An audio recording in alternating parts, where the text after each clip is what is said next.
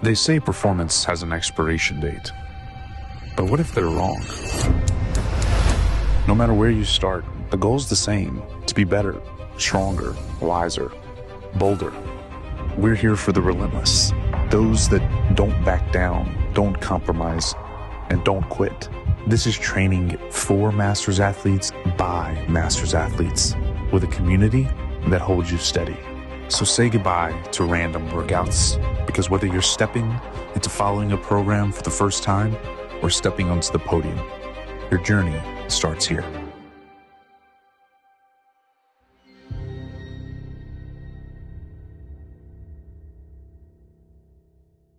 All right, team. Welcome to the Boulder Athlete Podcast. This is episode 11. I'm here with Mike McCasland. And Mike, you have your husband, you're a father, you're in the service, which I want to get into. You're a former track athlete in college. We can now officially say that you have qualified for the 2025 CrossFit Games, which is fantastic. Congratulations to you. Thanks. You are an OG, official OG of Boulder, and maybe the best thing, you might have the best profile photo in all of the Boulder community. So I will definitely make sure we show that here as we go. But it's also going to be I have a t-shirt coming that I designed with that profile picture, so it'll be pretty sweet for the games. I may have got a sneak peek of that already. It's pretty awesome. Yeah, dude. Well, hey, happy Friday. I'm really excited that you wanted to spend some time with this. And I'm really looking forward to this conversation because you got a bunch of stuff that's super unique that I want to get into. So thank you again. Yeah, thank you for having me. I want to start, I want to save kind of the grand finale of this season and getting into the games. That is such a huge accomplishment. And I know how much that means to you, a little bit of the journey that you've been on, and just fantastic. But let's save that one for a little bit. I want to start with your background, which is where we start a lot of these. You ran track in college. You spent, I think it's 23 years in the military. 23 years next month. Or June. Man, that's June. quite June will be a 23 background. years. Yeah. Why don't we start there? If you could just walk me through wherever you want to walk me in that. I want to hear about it. Yeah. I don't know. It's an interesting story. So I grew up a military brat. So, I mean, I was kind of used to that way of life. And when I started college, my dad was like, hey, you need to do ROTC or whatever, right? And I mean, I can still remember vividly, the conversation with my dad. And I remember looking over at him and telling him, dude, I'm never joining the military ever, right? That is not for me. I'm not interested, and kind of laughed about it. So like I said, I went to college. And like a lot of young people, I went to college without purpose. Like you said, I ran track, was not focused on academics. And so I got close to graduating. It was probably January of the year that I was graduating, and I'm like, man, I need a job. I just wasted the last 4 years, right? What am I going to do? I'm saying when people go to school and they're like, hey, I'm focusing on being a lawyer or a doctor or whatever, there's people that are obviously focused, but I got a communications degree, with a minor in psychology. What am I doing with that? Right. So I was like, you know what, I'll go, I'll join the military, as an officer, with a 4-year degree, right? And I'll just do 3-4 years. It'll give me some work experience and make me more marketable for other professions or careers. Once I get out of the military. So I got accepted into both the Army and Navy officer candidate school programs. And I decided, I was like, hey, I don't want to be on a ship for 6 months, 9 months at a time. Right. Which in hindsight, is kind of funny because I joined in 2003. I was at the height of, Iraq and Afghanistan. And I just ended up spending years in Iraq and Afghanistan. It didn't matter. But so I got accepted into the Army, and I took that offer. And then I ended up, I went to basic training, and then I went to officer candidate school. I commissioned as a second lieutenant in the Army in 2004. And then I did actually end up getting out of the Army and was a police officer in Mesa, Arizona for 4 years, where I actually earned the Medal of Honor at that job. Not as esteemed as the military's Congressional Medal of Honor, but still it's the highest award that you can get at the police department. And I actually earned that my 3rd week on the job. Well, before you go any further, how? I mean, that's a big deal. So tell me about that. Yeah. Without giving too much detail, so I got into a shooting, eliminated that threat, and then rendered first aid on her until the medics were, the ambulances and stuff were able to come. And then they treated her. She survived. The fact that she was being obviously actively hurt, and then protecting her until actual paramedics could come, and her surviving is why I got it. But so anyway, but make a long story short, I stayed in the National Guard during that 4 years. I got activated. That was back in like the 2008, 2009 timeframe when the economy wasn't, so great. And as an officer, I was getting paid. As an officer in the military, I was getting paid a lot more than I was as a police officer. So my wife, who's the boss, was like, "Please go back in the military." So I did. So I went back in 2011 after getting out in 2007, and then I've been in ever since. So I'm 23 years. I have 20 years for retirement, 23 years for pay. And so we'll see. My lieutenant colonel board results are supposed to come out anytime, and then we'll see. I mean, I should be getting picked up for that. And then maybe I'll end up doing another 10 years and doing 30 and then quitting. Forgive me, I know very little about the ranks within the military. Lieutenant Colonel, all I could tell you is it's up there. Talk to me about like where that is, the significance of that position. It's funny. Let's see, like, how can I relate it? Lieutenant colonels are normally battalion commanders. So battalions can have anywhere from, depending on what kind of battalion it is, they could have anywhere from, 300 to 600 people in a battalion that you're in charge of. So the way that the military does it, and all the military branches do this, your company grade officers are second lieutenant, first lieutenant, captain. Your field grade officers are major, lieutenant colonel, full bird colonel, and then you have your general officers. So for me, it would go lieutenant colonel, full bird colonel, and then brigadier general, right? Your general. But there's a big jump between lieutenant colonel and general. Like that's not very many people make general, and I'm not going to make general. It's not going to happen. So so I mean, lieutenant colonel is kind of the rank that like if people are setting a goal of doing 20 plus years in the military, like that's kind of like lieutenant colonel is the rank. That's your goal. That's your goal, right? Like I want to, like, if you make lieutenant colonel, you've had a successful military career, and then anything on top of that is gravy, right? That's kind of how I look at it. So, Man, yeah. That's really cool. So where my mind is swimming, Mike, is like you spent 23 years in the military. You have seen some things, you've done some things, you have been shaped and molded incredibly by those experiences. There's probably a lot of things you can't share, that wouldn't make the rating for our little Boulder podcast. But I'm really interested. You went from a place of, hey, that military, this whole military thing ain't for me, to 23 years. How have you changed? How has it changed you? How has it shaped you to the man that you are today? Or have you changed the military and you've shaped the military? So I've done a really good job. It's actually funny. When I posted my hey, I made the games, and I posted it on my Instagram and my Facebook. The profile picture that you were talking about. One of my friends who was in Iraq with me, I have a lot of people.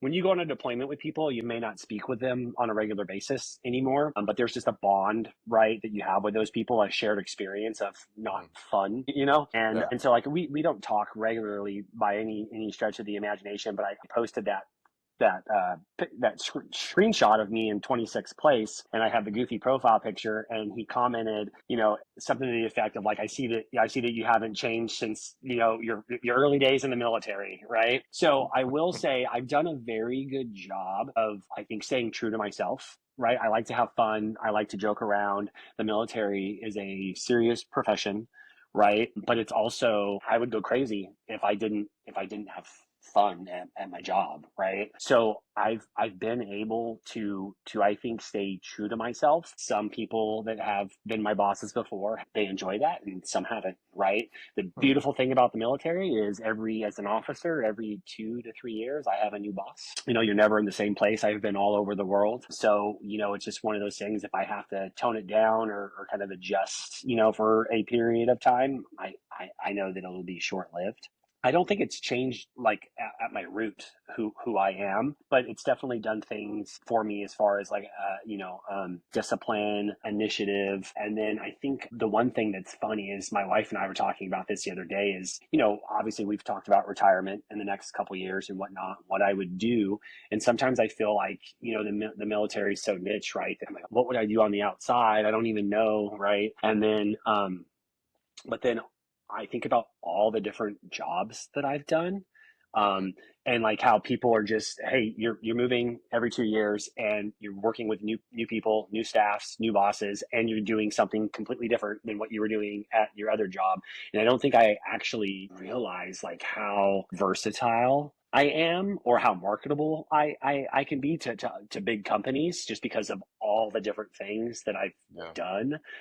So I mean that's pretty cool. But my wife and I definitely enjoy it. Like I said, my dad did 22 years in the Air Force. I moved around as a kid, and then I've been moving around for the last 22 years. So it's kind of weird. Like we get my wife and I get antsy when we're in one spot too long. Yeah, I can imagine. I'm reminded of this. This is slightly connected, but there's this book called Range. I've got it back there. I loved this book because I was a person that felt like, man, I don't know if I'm an expert at any one thing. I feel like I'm really good at a lot of things, and I have this kind of breadth of experiences. I feel like you could put me in just about any environment and ask me to do anything, and I'd probably find a way to be really good at it. Right. But I don't think I'll be the best. I don't know if I would be the best at any one thing. And for the longest time, I considered that like, a detriment to me. And in reading this book, I was like, oh my gosh, it talks about the greatness of so many incredible athletes that we would all aspire to be. And they had this great range, and they didn't really specialize in any one thing until a certain period of their life when they kind of went all in. What I'm hearing you say is something similar. So maybe I've taken this off base, but it feels like, I can only imagine the breadth of experiences that you would have and the adaptability that it Right. forces you to have. And so you sharpen that skill.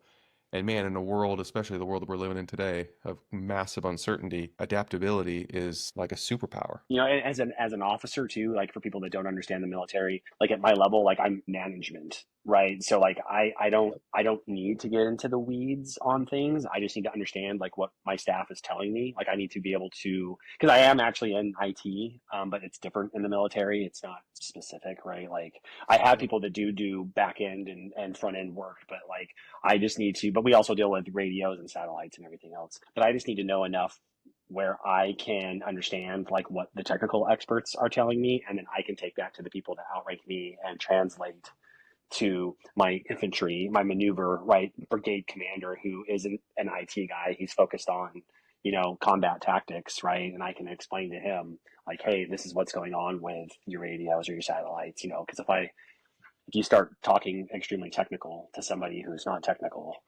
they don't like that. And That's right. Yeah, you have so, to have a great skill at like synthesizing and summarizing and elevating conversations to your superiors. And that really does become a skill. And there's an art to that. I right. share a very similar role, in my day In my, job. yeah. Yeah, that's really cool. I can definitely respect and appreciate what it Yeah. takes to consume a whole lot of information, especially if you're overseeing 2, 3, 4, 500 people, and they're not all coming to you with the same message. You got 1,000 Right. messages you're getting, and you've got to be able to interpret all of the kind of key takeaways from that, and ultimately bring the things up the That matter. Yeah. chain that matter. And you got to be able to flush everything else. Yep. That's tricky business. That takes a skill. Good for you. That's cool. So 23 years in the military. Thank you for sharing all of that. That's Yep. super interesting. By the way, I think May is Military Appreciation Month, so happy Military Appreciation Month. Where does Boulder come in then? Because you are an OG. Here's a fun fact. You were the second person officially to enroll in Boulder. Oh, was I? Who was first? That Okay. person shall not be named. I'll ask But Jason. second person, what I can tell you is they signed up one day before you. Okay. And so you were on the second day. And so, man, you were there literally from the very, very beginning. Total OG. How did that come to be? Okay. So this is a funny story, and I think Jason knows this. I'm in a group chat, and Jason knows who's in this group chat. I won't name him on the podcast, but I'm in a group chat with a few of Jason's direct competitors who are multiple times games athletes. This group chat, they're all 45 to 49, and they've been in it for a couple years. And they let me in it when I was 43 because I'm super social, right? And I was like talking to all of them on our own. I created a group chat, and it's been going strong for like 3 years now. And I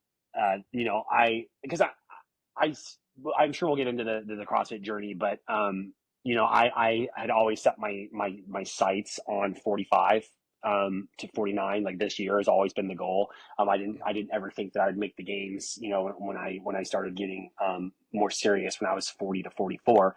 So they were nice enough to let me in the group chat. And I was kind of like bouncing around through a bunch of different programs. Like I'd been on Mayhem, and I love everything that Mayhem stands for, and they're good people. But I just never thought the programming was for me. Like it just, you know, just is what it is, right? I did individual design, which was great. It's just expensive. Not with Mayhem, with somebody else. And I did that coming off of a surgery. I did miss a year when I was 43. So I was just kind of like bouncing around looking for something, and I had no intention of staying on Boulder, right? Like no intention.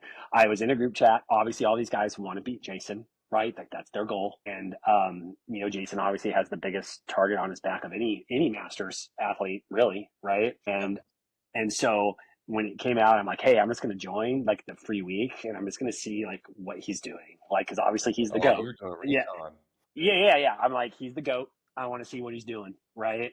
And so I get on it, and I'm looking at the first week, and I'm like, I like this. I'm like, this is pretty good, right? Like I'm like, you know. And then Jason and I had never really communicated, and I kind of started messaging him about some things. There wasn't that many people. Like I can remember when the leaderboard only had 5 people on it, you know. And so Jason and I just kind of started messaging a little bit, and you know, obviously the free week or whatever I had expired, and I was just like, dude, I actually really like this. And so I've been on it for whatever it is, 15, 16, was it 23? Was it September or October of 2023 when it came out? I think it was the games of 2023 is when they launched Boulder. Yeah, it was right after the games. So almost 2 years, right? 18 months, 19 months I've been on it. So yeah, I mean it's great, but the whole point was never to like for me to like stay with Boulder. Like I literally just wanted to see what Jason was doing and report back, and you know, to my friends, and then you know now they all make fun of me because you know obviously I've been representing Boulder since day 2. I thought it was day 1 since day 2.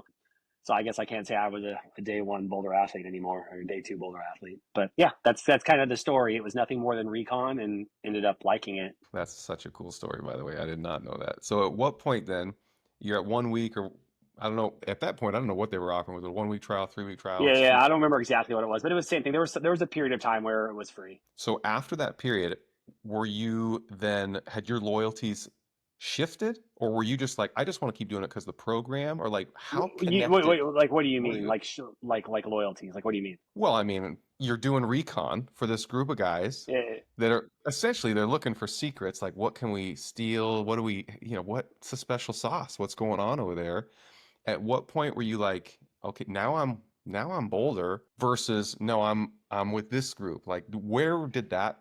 Yeah, no, it's never been a problem, and there's been other things where like, and Jason's communicated, you know, with the guys that I'm in the group chat with. Like Jason knows them and is friendly with all of them, so there was never any ill intention. Okay, you know, it was just, in fact, they were pushing me to stay on it because I had been jumping around. Right. And they were like, Mike, like, it's just, you know, don't like stick with it. Right. Like if you like it, stick with it. Okay. And so, yeah, they pushed me to staying with Jason. And then there's never been any kind of, you know, like if everybody has their groups of friends when we're going through qualifiers and everything else where scores are shared with small groups of people. Right. So you're figuring out if your scores are competitive or whatnot. They've never solicited me for any Boulder athlete scores, and then I don't give their scores. Like, so there's never been a conflict of interest. It's I think the nice thing is with, you know, most CrossFit athletes that are competitive and put this, you know, the time into this, like you respect the work that people put in because you know what it takes, so you're not going to violate that trust. That's right. So yeah, so they've never been like, hey man, like tell me what Jason got, or you know, and Jason's never asked me like, hey, tell me what so and so got. Like it's never been a conflict of interest. So it's good. It's all friendly. You know what I mean? Mm-hmm. That's cool. I just think it's funny that I was like, I'm not staying on Boulder. I just want to see what he's doing. You know, that's I mean, awesome. Yeah, and then I'm That's you know, awesome. recruiting people. I've been recruiting people for 18 months. Like, oh, come on, it's great. You know, I've tried to talk those guys into it. You know, it's fantastic. It's actually really awesome. I was talking to Jason with it about it last night, and I'm like, it's just insane. Like being on it so early, like and you know, to see what it's become, it's really cool. Yeah, that's cool. So let me get your perspective on that because I've only been a part of this, I don't know, 5 months or so, and I have that view of growth, and it's been significant in that period of time. So I would love to get your perspective on like what are you seeing, what are you noticing, what are you feeling, what are you excited about, like in terms of the growth and kind of the trajectory.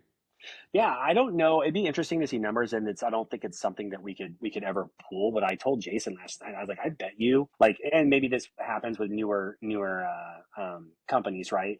But I wonder if like Boulder's growth is actually, if it's increasing more rapidly than any other big program. I mean, like, I know Mayhem may have more in total numbers, right? Like they Hmm. have a ridiculous amount of people, but like, what are they growing at each month, right? What is Training Think Tank or Invictus, any of the other big names that you think about, right? I know they've been around a long time, so they're not going to have that like increase in their membership, right? But I would think that Boulder probably is increasing at a rate like more rapidly than any other programming. So I mean, I don't know exactly how many people are on it, but I know it's probably over 500, 600 now. If I had to Yeah, over guess. 500. Jason's shared that number publicly, so I'm Yeah. So, feel good in sharing that. that's Point. huge. It is. That's a Yeah. fantastic milestone. We kind of celebrating. We're really excited about it. And, more so than like the number, it's how we're getting there and like the way that it's happening. And it feels so organic and there's so much community involvement and contribution to it. Now, Jason is behind the wheel, right? He is the driver, he is the face. And so absolutely Jason is the source of all of this growth, but the community is contributing more than they probably even realize. And it's people like you, and we have a lot of athletes that are just fantastic advocates because they see progress, they feel it, and they think, it's happening the right way, and they want to share that. Like, yeah, I'm going to tell somebody about it because it seems to be working, and that's a very natural thing to do. So I think we all should feel proud as a community for the growth because everybody's had a piece of the puzzle.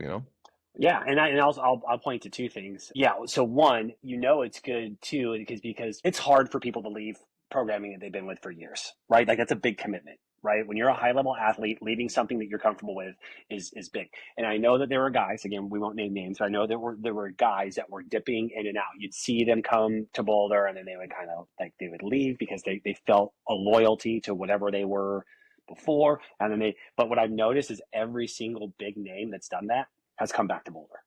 Every single one, right? And I can probably point to 10 to 15 games level athletes that have like, they came in kind of early, left for a short time, come back, and now they're like fully Boulder, right? So I think that speaks volumes to what Jason's doing with the programming and the growth of Boulder Athlete, because people are willing to make that commitment. Because like I said, when you've gotten to a really high level, leaving your programming that you've been with for years is a big deal. And Yeah, it's a then scary proposition. yeah, it is. And because you don't want to be, and not everybody, you're a multiple times games athlete now, obviously, Jason, but not everybody's going to have that opportunity to be a multiple times games athlete. And when you're like, hey, this is my year, right? This might be my only year, and you're going to leave something that you've been doing, and trust another company. Like that's a big deal, right? And a lot of people have done that. And it kind of ties into my second point with people trusting Boulder. I won't name the names, but when we were at Legends in 2023, so Boulder had only been around for 2 or 3 months because that would have been December of 2023. I remember two games athletes that are not Boulder. I heard them in passing, talking at a table, and they made the comment like, "I can't believe how many Boulder athletes are here in Phoenix," and there was only like five of us. It wasn't even a lot, right?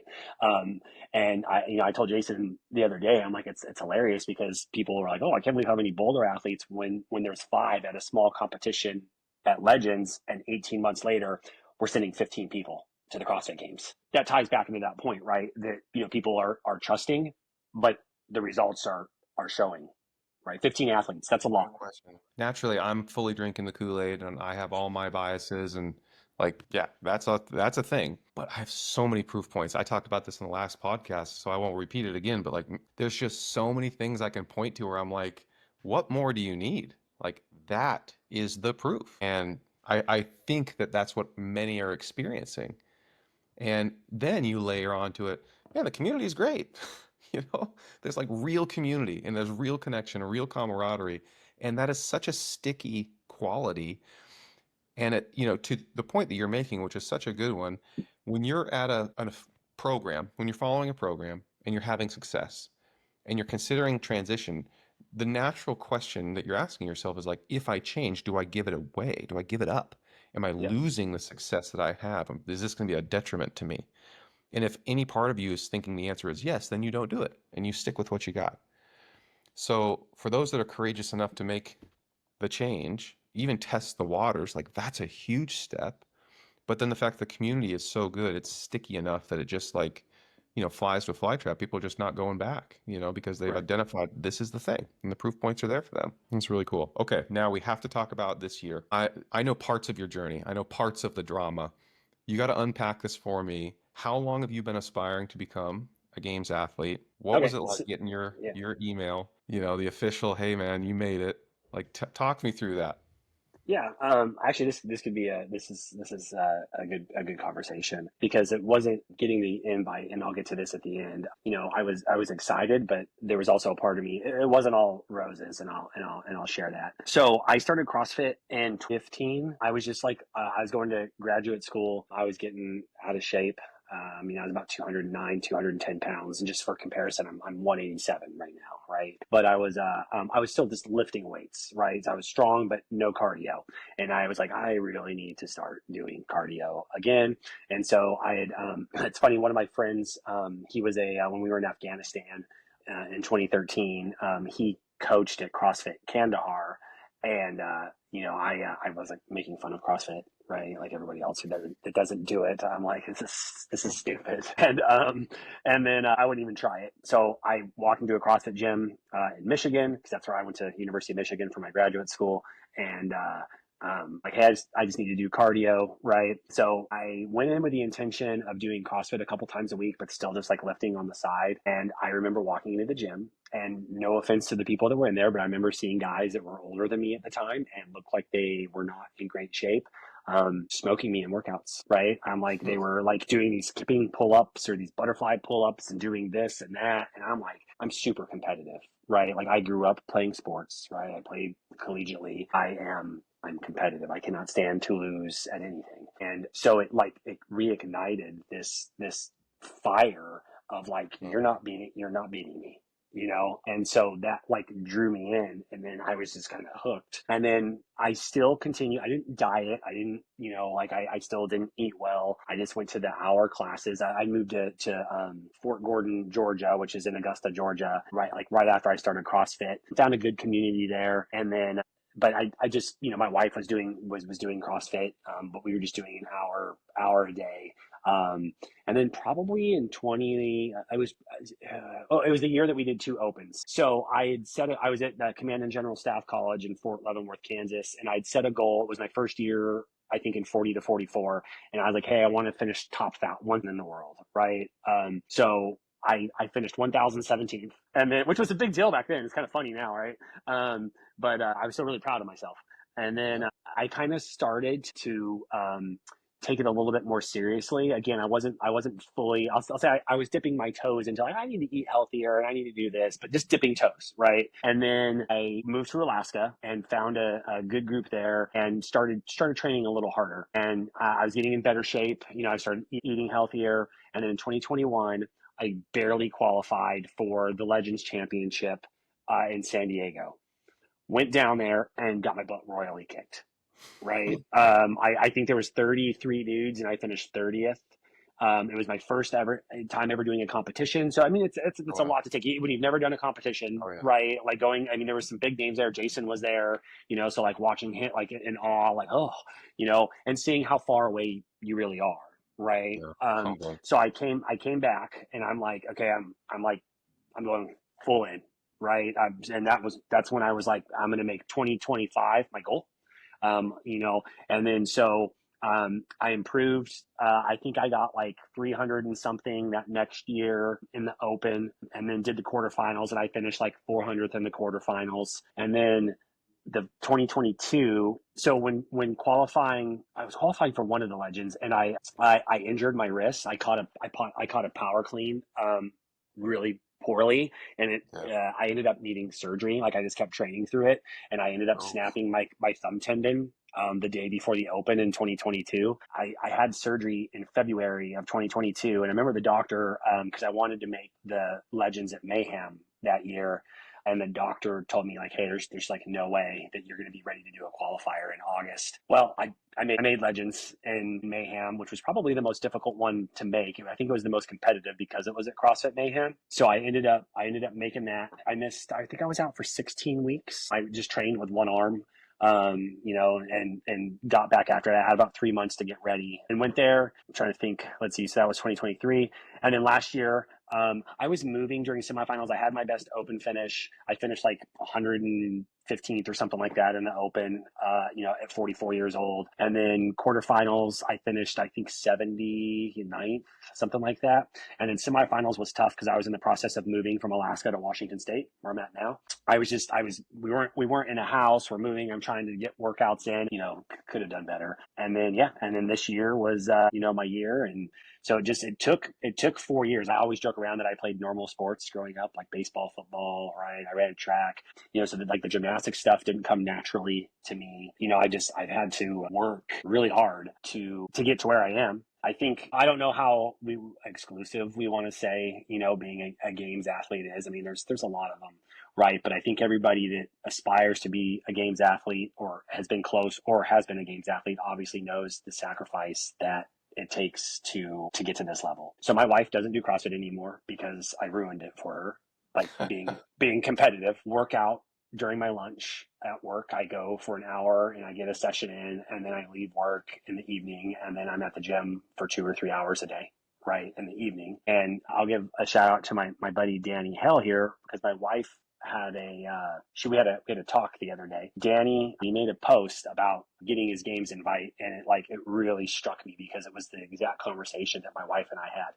Obviously, I was extremely joyful, grateful, and happy that I got my games invite because that was my goal. But I've also been very, very selfish the last few years. If you're going to be the top 30 in the world in anything, you have to put whatever endeavor that is for you. You have to put that in front of a lot of people and a lot of things. And I did that. And Danny kind of mentioned this in his comment, right? That, like, there was the feeling of, like, elation, relief, and joy, but also, like, a feeling of shame because I know what my family has had to sacrifice for me to get to this point. My wife's been awesome about it, but, like, I know that it's hard because, there's times where your family wants to do normal things and I'll be in a bad mood because I didn't get to work out the way that I wanted to work out, or I missed this, or I missed this part, I missed this part of the workout. Now I got to make this up. You'll be irritated, right? That you're not, that you're missing something. You're missing part of the progression.